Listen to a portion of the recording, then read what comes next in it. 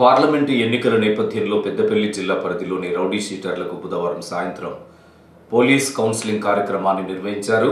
Godavarikhani 1 town police station ఆవరణలో నిర్వహించిన ఈ కార్యక్రమానికి Ramagundam police commissioner M Srinivas ముఖ్య అతిథిగా హాజరై రౌడీ షీటర్ల ప్రస్తుత జీవన స్థితిగతులను అడిగి తెలుసుకున్నారు.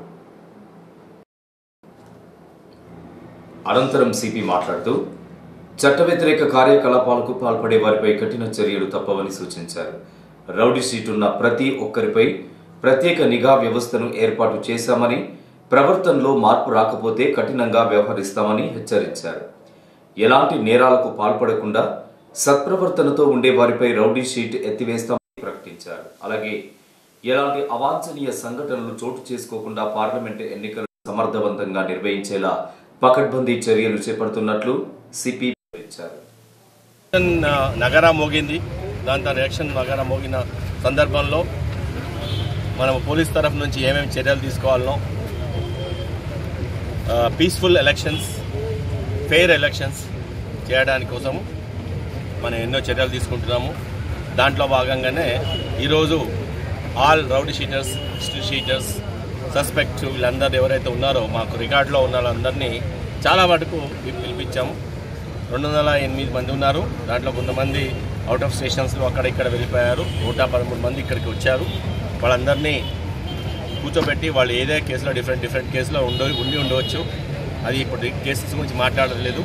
కానీ వాళ్ళకి సత్ప్రవర్తన ఎలా ఉండాలి, కేవలం ఈ ఎలక్షన్ దృష్టిలో పెట్టుకునే కాకుండా టోటల్ ఎంటైర్ లైఫ్లో ఎలా ఉండాలి, అసలు ఆ రౌడీ షీట్ అనే పేరు నుంచి బయటపడేటట్టు వాళ్ళకి character modification totally paradigm shift తీసుకురావడానికి కోసం ఈరోజు వాళ్ళందరినీ చేయించాము, ఇక్కడ పిలిపించాము. అలాగే వాలంటరీగా వాళ్ళందరూ సొంతంగా ప్రమాణం చేశారు.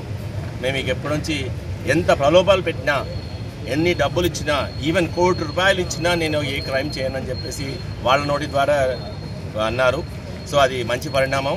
ఒకసారి మనిషికి దెబ్బ తాకిన తర్వాత దాని దెబ్బ విలువ తెలుస్తుంది. అందుకనే వీళ్ళందరికీ తెలిసింది కాబట్టి వాళ్ళు ఇప్పుడు they are the crime stoppers. Now they are not the crime proliferators, they are the crime stoppers అని మేము అనుకుంటున్నాము. అలాగే వాళ్ళకి అడ్మానిష్ చేయడం జరిగింది. అది కూడా వాళ్ళకి అర్థమైంది. వాళ్ళు ఇప్పుడు they are crime stoppers, they are not crime makers. Okay, they are not crime indulgers. They will not indulge in any crime. They will be the stoppers of the crime. So they will be wearing the mantle of the peace.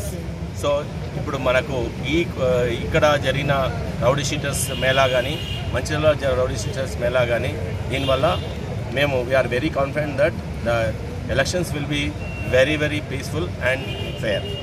And coming to other aspects of the election process, మనకు Peddapalli parliamentary కాన్స్టిట్యుయెన్సీకి ఒక border ఉంది.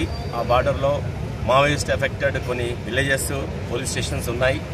వాటికి వచ్చిన రోజు నుంచి మనము neutralise చేయడానికి చాలా స్టెప్స్ తీసుకున్నాం జరిగింది. వచ్చిన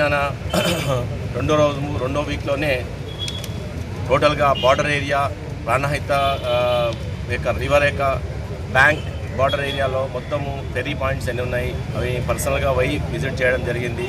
అక్కడ ఉన్న ఫెరీ పాయింట్స్లో అయితే ఫిషర్మెన్ ఎవరు ఉంటారో ఎవరైనా ట్రాన్స్పోర్ట్ చేయడానికి వాళ్ళకి మావోయిస్టులకి సహకరించే వాళ్ళు ఎవరైనా ఉంటే సహకరించవద్దని చెప్పాము.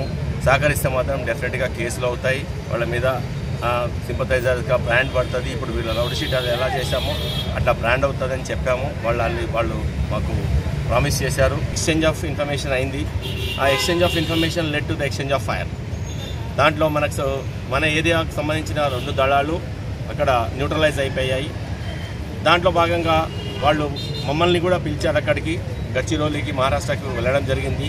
వాళ్ళ ఇన్సైట్స్, వాళ్ళ ఇన్ఫర్మేషను, తర్వాత వాళ్ళ యొక్క ఆపరేషన్స్, తర్వాత వాళ్ళకి ఏం కావాలి మన సైడ్ నుంచి, మనకేం కావాలని మేము అక్కడ తెలుసుకున్నాము. వాళ్ళు మనకి ఇక్కడ మన డేట్లో ఉన్న టైంలో వాళ్ళు ఆ బార్డర్ మొత్తము సీల్ చేస్తారు. అంటే సీల్ చేయడం అంటే హోమింగ్ ఆపరేషన్స్ ముమ్మరంగా చేసి ఎలాంటి అవాంఛనీయ సంఘటనలు జరగకుండా, ఎవరు మూమెంట్ చేయకుండా అది వాళ్ళు చూస్తారు.